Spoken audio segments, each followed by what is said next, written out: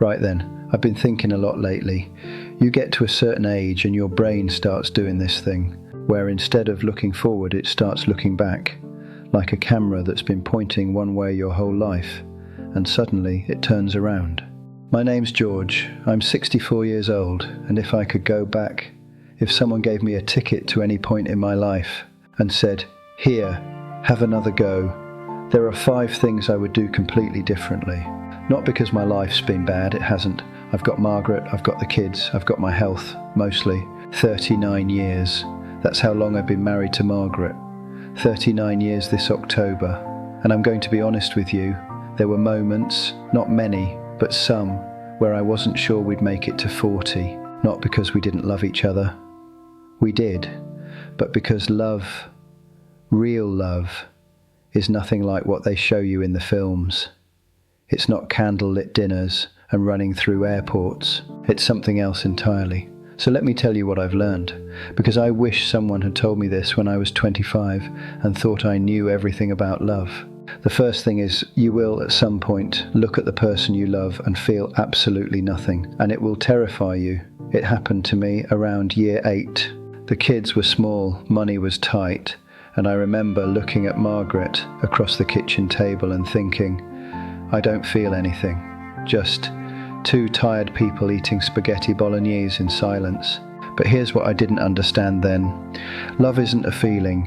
Feelings come and go like weather. Love is a decision. It's waking up on a grey Tuesday and choosing to stay. The second thing is, the way you argue matters more than what you argue about. Margaret and I have argued about everything, but silence can be crueler than shouting, can't it? It took us years to learn how to argue properly. Margaret once said to me, mid-argument, "George, I'm not your opponent, I'm your wife."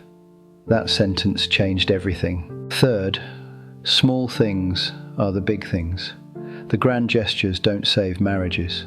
What holds it together is this: making her a cup of tea without being asked, every morning. Remembering that she doesn't like the crust on her toast. After 39 years, I still cut the crust off Margaret's toast. These tiny, invisible things. They're the bricks. Fourth, you have to let them be a different person. At 57, Margaret ran a half marathon. The woman who used to get anxious going to Sainsbury's. Growth means change, and change means the person you married is becoming someone different. You have to fall in love with the new version too. You're being invited to grow with her. And the last thing, forgiveness is a daily practice. In 39 years, I have let Margaret down more times than I can count, and she has forgiven me every time. 39 years. It feels like I blinked. If you're in a marriage right now and it feels hard, good. That means you're doing it properly. That's love. That's the whole thing. But life isn't just about the wins. It's about the regrets too. Number 1, I would have worried less about what other people thought of me. This won 8 years off my life. Years. Everything went through this filter. What will people think? What will the neighbours say? What will my mates reckon? I wanted to start my own business at 26. Took me until I was 33 to actually do it. Fear was the filter. You know why? Because I was terrified someone would say, "Who does George Whitfield think he is? A plumber trying to run a business?" It held me back for 7 long years. 7 years of waiting. And you know what happened when I finally did it? Nobody cared. Honestly. The people I was so worried about, they were too busy worrying about their own lives to spend 5 minutes thinking about mine. They didn't notice. The people who judge you for trying something, they're never the ones doing anything themselves. They're sat on the sofa criticising the person running the race, and their opinion is worth exactly nothing. Do what you want to do. The audience in your head, they don't exist. Number 2, I would have told Margaret I loved her more often. Now, I'm not one of those blokes who never said it at all, but I rationed it, like the words would wear out.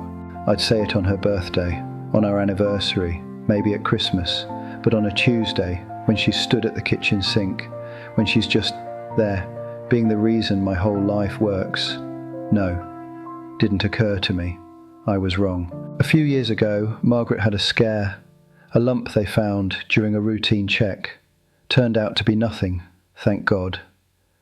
But there were about 12 days where I didn't sleep. Not properly. I was terrified of losing her.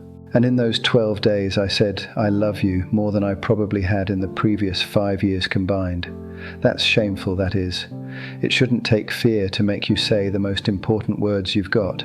Tell them today. Number 3, I would have spent less time being angry about things that didn't matter.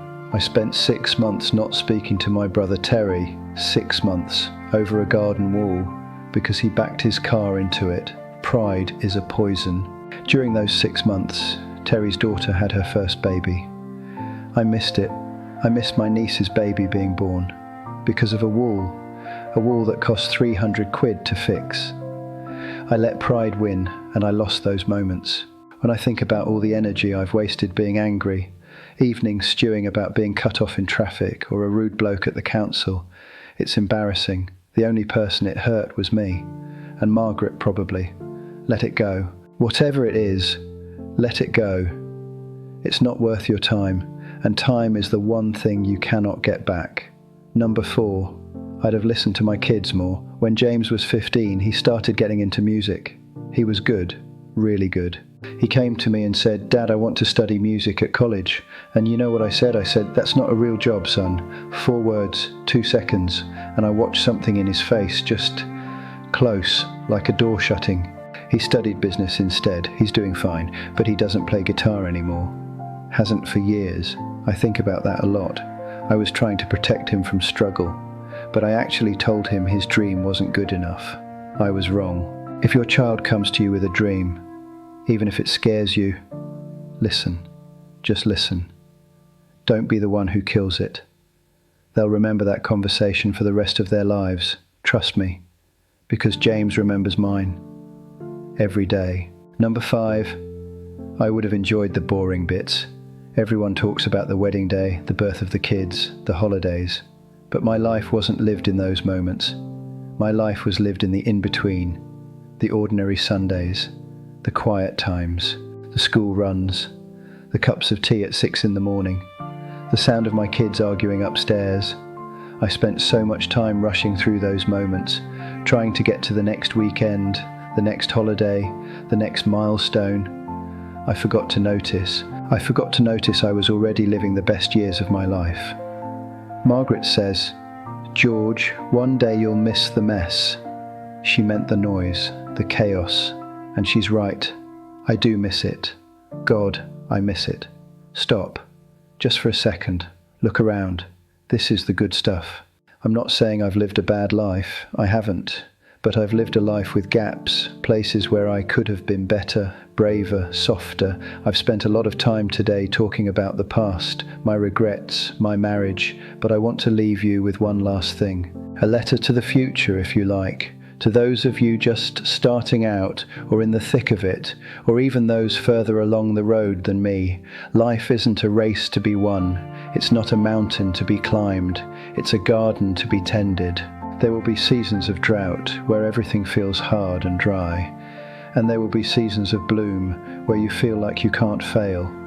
But the garden is always there, and it needs you to show up every single day, just as you are. Don't wait for the perfect time to be happy. Don't wait until you've got the job or the house or the partner. Happiness isn't a destination.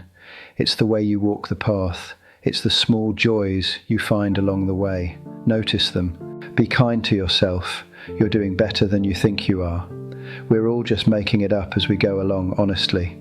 Even at 64, I'm still learning. Every day is a lesson if you're open to it. Be gentle with your heart.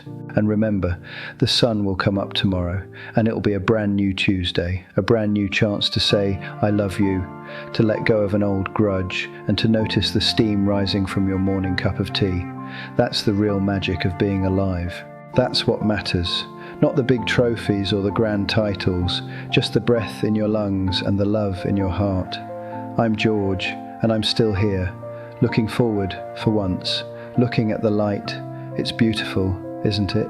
So if even one of you hears this and thinks, maybe I'll ring my brother tonight, then me sitting here talking was worth it.